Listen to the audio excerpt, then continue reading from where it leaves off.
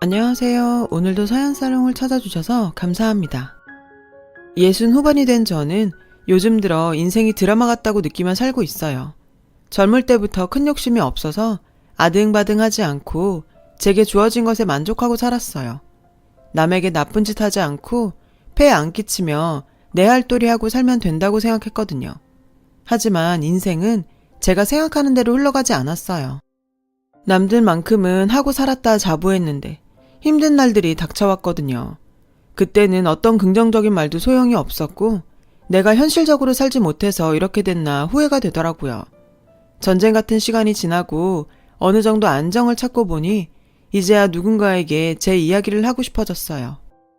저는 황혼의 좋은 남자를 만나 재혼을 했고 현재 서울 근교에서 살고 있어요.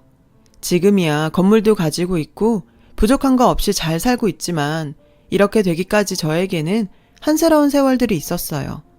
제가 잘해서 풍요롭게 사는 건 아니라서 남은 생을 감사하며 살려고 해요.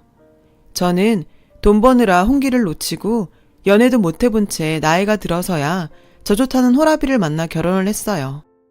남편은 전부인과 사별을 한 뒤에 남매를 키우고 있었죠. 우리는 제가 다니던 공장에서 만났어요. 당시 남편이 제가 일하던 공장에 자재를 납품하고 있었거든요. 사무실에서 저와 몇 번 마주친 뒤로 제게 마음을 뺏겼다며 고백을 하더라고요.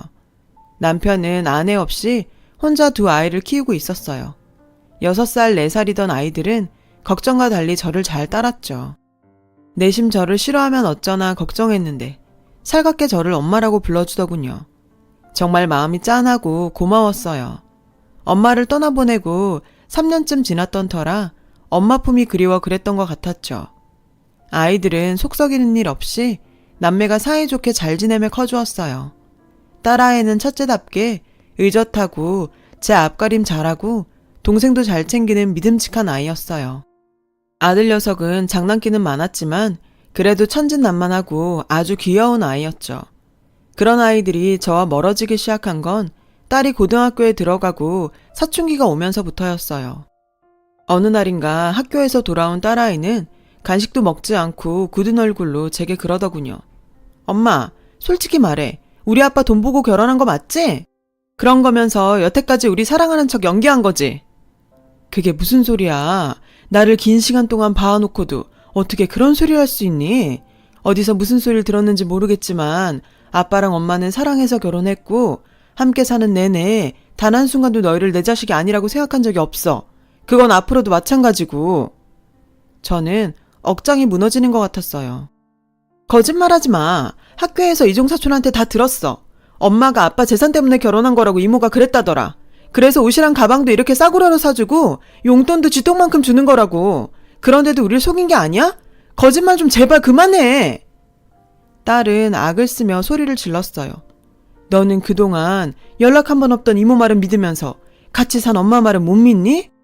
나 그동안 너희 남매 기죽을까봐 옷이며 가방이며 브랜드로 사입히고 남들 못지않게 키우려고 애쓰며 살았어. 이제 와서 생색내겠다는 거 아니야. 적어도 내 진심을 알아달라는 거야. 그러자 딸아이는 오히려 화를 내더군요. 그렇게 걱정되면 용돈이라도 올려줘. 내가 애들한테 기죽는 게 걱정된다면 학교 다니면서 쪽팔리지 않게 돈이라도 더 달라고. 당시는 남편 회사 사정이 어려워져서 고전을 하던 중이었어요. 형편이 넉넉치 않아 제가 도움이라도 나서야 하는 게 아닐까 생각했던 차였죠. 딸아이는 그런 사정을 몰랐어요.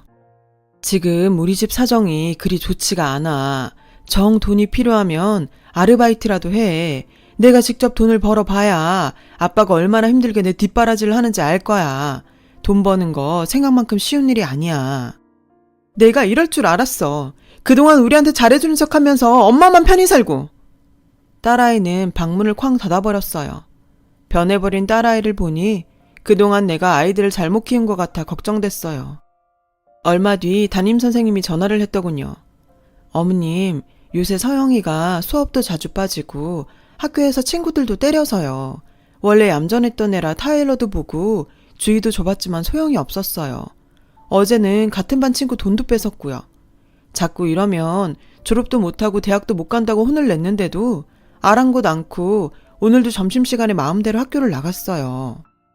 저는 선생님께 모든 게 다 제가 부족한 탓이라고 고개를 숙였어요.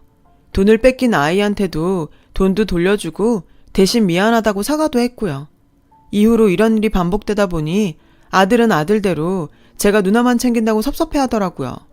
결국 딸아이는 학교에서 정학 처분을 받았어요. 그런데 얘가 차라리 잘 됐다며 학교를 그만두고 돈을 벌겠다더군요. 엄마, 너 이러는 거 이해가 안 돼. 고등학생이 돈을 벌겠다니. 그래도 졸업은 해야 할 거 아니야. 세상이 그렇게 만만한 줄 알아? 저는 남편과 함께 딸에게 사정을 했어요. 그 마음을 알았는지 딸애는 고등학교는 졸업하기로 했어요. 물론 성적이 형편없어서 갈 수 있는 대학은 없었지만요. 졸업 후 딸은 이제 자기 하고 싶은 거 할 테니 더는 말리지 말라고 하더군요. 그때부터 딸애는 친구와 방을 얻어 자취를 시작했어요. 그런데 딸이 떠나고 나니 이제는 아들이 말썽이었어요. 누나가 하는 걸 보고 그대로 배운 아들은 자신도 삐뚤어지게 행동하면 신경을 써줄 거라고 생각했는지 학교를 빼먹고 나쁜 친구들과 어울리기 시작했어요. 파출소에서 연락이 올 때마다 저는 아들을 데리러 가는 상황이 이어졌죠. 남편은 아들만큼은 대학에 보내고 싶어 했어요. 그래서 아예 아들을 집에 가둬놓고 없는 돈에 비싼 과외까지 시켰지만 그런 노력에도 불구하고 아들은 대입에 실패하고 말았어요. 비록 제 배 아파 낳은 자식들은 아니지만 마음을 다해 키워온 애들이 둘 다 대학에 못 들어가자 내심 속상했어요. 마치 제 정성이 부족해서 그런 것 같아 미안한 마음도 들었고요. 저나 남편이나 그래도 남들만큼은 다 해줬다고 자부했는데 아이들이 둘 다 이렇게 되고 보니 한숨만 나오더라고요. 결국 아들도 자립을 하겠다며 밖으로 돌기 시작했죠. 어쩌다 애들이 집에 와서 마주치기라도 하면 둘은 서로를 잡아먹지 못해서 나를 세우고 싸움박질을 하기 일쑤였어요. 야, 너는 돈도 번다면서 맨날 집에 올 때마다 돈 타갈궁리만 하냐? 경제적으로 독립을 해야 진짜 독립이지. 그러는 누나는 얼마나 잘하고 산다고 그래? 난 그래도 학교 다닐 때 누나처럼 사고는 안 쳤어. 엄마 아빠 덕에 겨우 졸업한 주제에 뭘 잘했다고 맨날 큰소리야? 누나도 돈 타가면서 왜 나한테만 뭐라 그러냐고. 이런 아이들을 보며 남편과 저는 늘 속을 끓이며 살았어요. 애들은 눈에 안 보여도 걱정, 보여도 걱정이었어요. 저는 되도록 애들과 마주치지 않으려고 고모 할머니뻘 되시는 분의 간병을 하러 집을 자주 비우게 됐었죠. 그러면서도 머릿속에선 아이들 생각이 떠나질 않았어요. 애들이 잘못된 게 다 제 잘못 같았거든요. 천사 같은 아이들이 엇나가고 인생을 허비하는 게 가슴이 아프더라고요. 그래도 어떻게 돈벌이는 하는지 명절에 집에 사과박 쓰며 고기도 보내더군요. 혹시 사고라도 치면 어쩌나 걱정했지만 다행히 그런 일은 생기지 않아서 이 정도 사는 것도 감사하자 생각했어요. 세월이 흘러 아이들도 각자 짝을 만나서 결혼을 하게 되었어요. 딸애는 결혼하고 얼마 안 돼 아이를 낳았고 저희 부부는 첫 손주가 생겨서 정말 기뻤어요. 하지만 결혼할 때는 참 힘들었어요. 어쩌다 보니 둘이 연이어 한 달 간격으로 결혼식 날짜를 잡게 되었는데 그러는 바람에 저희 부부는 아이들이 원하는 대로 모든 걸 다 지원해 줄 수 없었죠. 저와 남편은 의논을 해 딸애와 아들에게 같은 돈을 들여 결혼을 시키기로 했어요. 그런데 서로를 못 잡아먹어 난리던 두 녀석은 상대방 결혼 준비를 보면서 계속 저희를 달달 볶더군요. 엄마, 성우가 아들이라고 가구 더 비싼 거 들여주는 거지? 아님 내가 고등학교 때 속 좀 썩였다고 이제 와서 복수하는 거야? 딸애는 저에게 이렇게 따졌어요. 그런 게 어딨어. 성우나 너나 가구부터 예복까지 다 같은 돈에 맞춰서 하느라 얼마나 힘들었는데. 안 그래도 연달아 결혼한다고 지금 엄마 아빠 힘들어 죽겠구만. 성우는 어제 찾아와서는 너네만 신혼여행 좋은 데로 보내주냐고 그렇게 따지더니 니들 둘이 우리 피 말리려고 짰니? 진짜 지긋지긋하다. 정도껏 해야지. 니들 자꾸 이럴 거면 앞으로 들어가는 비용 더는 못 줘. 그냥 너네들이 있는 돈에서 알아서들 해. 엄마 아빠가 니들 봉도 아니고 정말 너무 힘들어. 저도 너무 화가 나고 지쳐 싫은 소리를 했어요. 그러자 두 녀석은 더 이상 큰 소리 내는 일 없이 조용히 결혼식을 마치더니 자기들 가정을 꾸리고 살기 시작했죠. 하지만 얼마 안 가 또 시끄러워졌어요. 아무리 못되게 굴어도 자식이라고 애들은 명절이면 가족을 데리고 집에 찾아왔어요. 간만에 집에 애들 소리가 시끌시끌한 게 사람 사는 것 같았죠. 그날은 남편도 기분이 좋았는지 약주를 몇 잔 하고 말이 많아졌어요. 그래, 이게 가족이지. 우리가 아무리 지난날이 복잡했다고 해도 이렇게 모이니 얼마나 좋으냐. 니네 엄마도 그렇고 나도 그렇고 이제는 좀 편하게 살았으면 좋겠다. 당신 술 좀 잡수시더니 말이 많으시네. 우리야 애들만 잘 살아주면 편한 거지. 그러자 아들 녀석이 이러더군요. 말이 나왔으니 하는 말인데 우리 유산 상속이나 재산 분배 어떻게 해줄 거야? 그런 거 미리 해놔야 나중에 분란 안 생기고 엄마 아빠 말대로 편할 수 있지. 그 말에 딸아이가 그러더군요. 성호가 아들이라고 쟤한테 더 주면 나 가만 안 있어? 솔직히 결혼할 때 더 안 따지고 넘어갔는데 성호 더 챙겨준 거 맞잖아. 지 누나 얘기를 듣던 아들은 소리쳤어요. 무슨 헛소리야. 받을 거 다 받아놓고 이제 와서 왜 이래? 엄마 아빠가 우리 똑같이 결혼자금 썼다고 몇 번이나 확인시켜줬잖아. 그렇게까지 해서 재산 더 받고 싶냐? 결국 두 애들은 싸우기 시작했어요. 저는 가슴이 무너지는 것만 같았어요.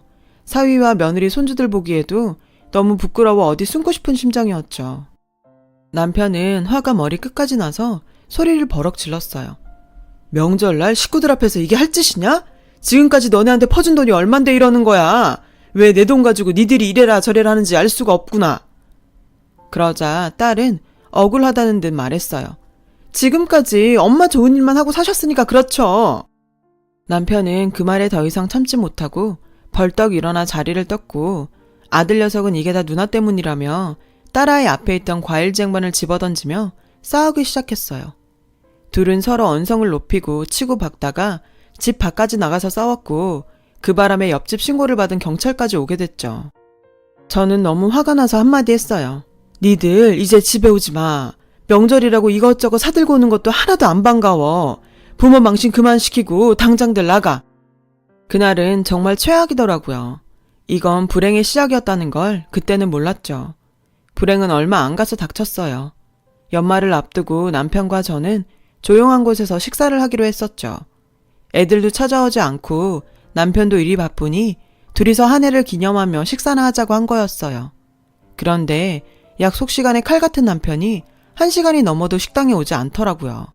전화를 계속해도 받지 않았고요.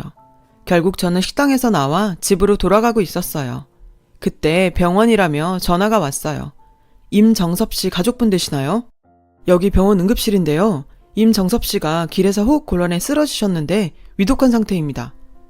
그 말에 허둥거리며 택시를 잡아 타고 병원으로 갔지만 남편은 이미 저 세상 사람이 된 후였어요. 남편은 저를 만나러 회사에서 나오다가 길에서 가슴을 움켜쥐며 쓰러진 거예요. 식당과 회사가 가까워서 걸어오던 중 생긴 일이었던 거죠. 어쩌자고 이런 일이 생겼는지 남편이 마지막까지 일만 하다 간 것 같아서 저는 모든 게 허탈하기만 했어요.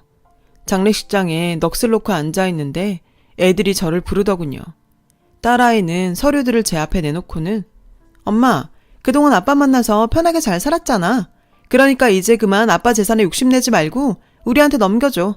안 그럼 우리도 가만 안 있어. 딸이나 아들이나 눈에 도끼가 가득해서 저를 잡아먹을 것만 같더군요. 저는 그렇다 치고 지들 아빠가 돌아가셨다는데 아빠 재산을 어떻게 나눌 건지 그것만 가지고 제 앞에서 지들끼리 치고받고 다투었어요. 저는 애들이 이런 줄도 모르고 자기가 괜히 화냈다며 후회하고 밤잠을 못 이루던 남편이 너무 불쌍해서 눈물만 나더라고요. 니네 원하는 대로 다 해줄게. 다 해줄 테니까 며칠만 참을 수 없어? 니네 아버지야. 아버지 마지막 가시는 길에 꼭 이래야 돼? 아버지가 니들을 얼마나 아꼈는데 이럴 수가 있어. 그러나 딸애는 눈 하나 깜빡 않고 그동안 아빠 빨아먹고 우리 사이 갈라놓은 게 엄마잖아. 라며 차갑게 말하더군요. 더 이상은 무슨 말을 해도 소용없을 것 같았어요. 정신없이 장례식을 치르고 난 후에 저는 애들이 원하는 대로 남편의 재산들을 두 아이가 나눠 가질 수 있도록 해줬어요. 회사에 대한 것도 일절 신경 안 쓰기로 했고요. 그저 남편과 저 추억이 가득한 집에서 남은 여생 보내리라 마음 먹었죠. 그러나 이 또한 제 생각대로 되지 않더군요.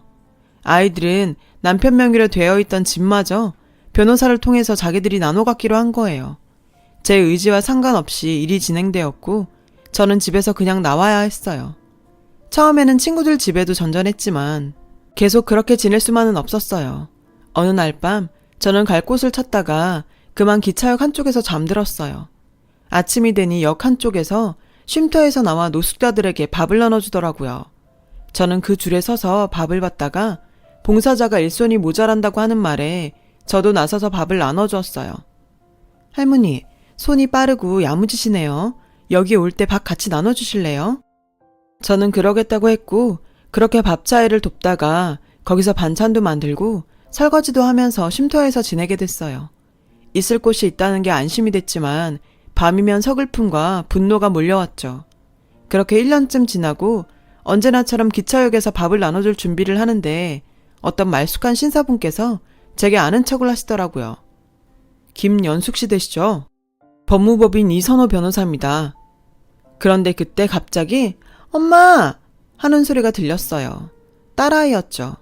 그 뒤로는 아들도 보이더군요. 니네가 여길 어떻게 알고 왔냐? 엄마는 어딜 가면 간다고 얘기를 했어야지. 얼른 집에 가자. 딸은 제 손목을 덥석 잡고 끌고 가더군요.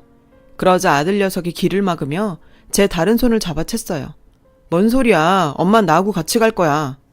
애들 둘이서 저를 가운데 두고 서로 데려가겠다며 다투기 시작했어요. 저는 이게 다 어떻게 된 일인지 몰라서 맨 처음 저를 찾아온 변호사에게 물었죠. 홍정임 씨가 육촌 고모 할머니 되시죠? 그분이 돌아가시면서 재산을 김연숙 씨 앞으로 해놓으셨어요. 고모는 제가 시간 날 때마다 돌봐드렸던 자식 없는 먼 친척분이었어요. 처지가 이렇게 되고 찾아가지도 못하고 있었는데 제가 생각지도 못한 선물을 안겨주셨던 거였죠. 변호사는 저를 찾으려고 애들을 만났고 수소문을 해왔다고 했어요. 애들은 제게 큰 돈이 생겼다는 걸 알고 서로 자기네 집으로 데려가라고 했던 거였어요. 됐다. 둘 다 일 없어. 내가 이렇게 산 게 벌써 얼만데 내내 모른 척하다가 이제 와서 날더러 같이 살자고? 니들이 나한테 뭐라고 했냐? 아빠랑 니들 사이도 갈라놓고 내가 네 아빠 피 빨아먹었다 하지 않았어? 그런데 이제 와서 뭐가 어쩌고 어째? 니들이 나한테 이런 돈이 생기지 않았으면 날 찾을 생각이라도 했겠냐? 엄마는 수단이 좋으니까 어디 가서도 잘 살 거라고 믿었지. 이러고 있었으면서 왜 나한테 연락 안 했어? 누나 때문에 화났겠지만 마음 풀어. 그러면서 제 손을 잡아 끌었어요. 딸아이는 동생 가슴을 밀치고는 엄마, 나 알잖아. 내가 옛날에 엄마 얼마나 좋아했는데. 지금 생각하니 그때처럼 지내는 게 너무 그립더라고. 우리 다시 그렇게 살자. 내가 정말 잘할게. 둘은 다시 저를 양쪽에서 끌면서 서로 데려가겠다 아우성이었어요. 그러자 변호사가 나서더군요. 이건 전적으로 김연숙 씨 본인 의지에 달린 문제예요. 김연숙 씨는 홍정임 씨가 살던 집도 남겨주셨으니 거기로 가셔도 됩니다. 저는 애들의 손을 거칠게 뿌리쳤어요. 됐다. 다 필요 없어. 진짜 돈이 징그럽다. 니들한테 해줄 만큼 해줬는데 돈 때문에 날 기생충 취급하면서 몰아내더니 이젠 돈 때문에 나를 붙잡아? 대체 그 돈이 얼마나 되길래 그래? 알고 보니 육촌 고모 할머니는 서울의 건물 3개와 많은 예금과 집과 주식을 남겨주셨더라고요. 건물들을 공시가로만 쳐서 계산해도 전부 다해 200억은 되겠더군요. 그래, 그 큰 돈이 나한테 들어온다니까 서로 날 붙잡겠다는 거냐? 니네 보자보자니까 정말 너무하는구나. 하긴 남편이 살아있을 때도 나한테 할 말 못할 말 다 했는데 남편 없으니 내가 얼마나 우습겠냐. 이 자리에서 못 박아두는데 너네한테 한 푼도 안 줄 거니까 그렇게 알아. 저는 그렇게 소리를 냅다 질렀고 애들은 저를 흘겨보더니 말없이 돌아갔어요. 저는 건물들을 처분해서 저에게 일과 잘 곳을 제공해 주었던 쉼터에 모두 기부를 하고 고모 할머니의 집과 예금으로 남은 여생을 보내고 있어요. 쉼터 봉사를 계속하면서 지금의 남편도 만나게 됐고요. 애들은 지금도 가끔 저에게 연락을 해서 어떻게든 만나려고 용을 쓰고 있지만 저는 절대 만나주지 않을 거예요. 그리고 제 삶이 다 하고 나면 제가 쓰고 남은 것도 모두 쉼터에 기부하고 훨훨 저 세상으로 갈 생각이에요.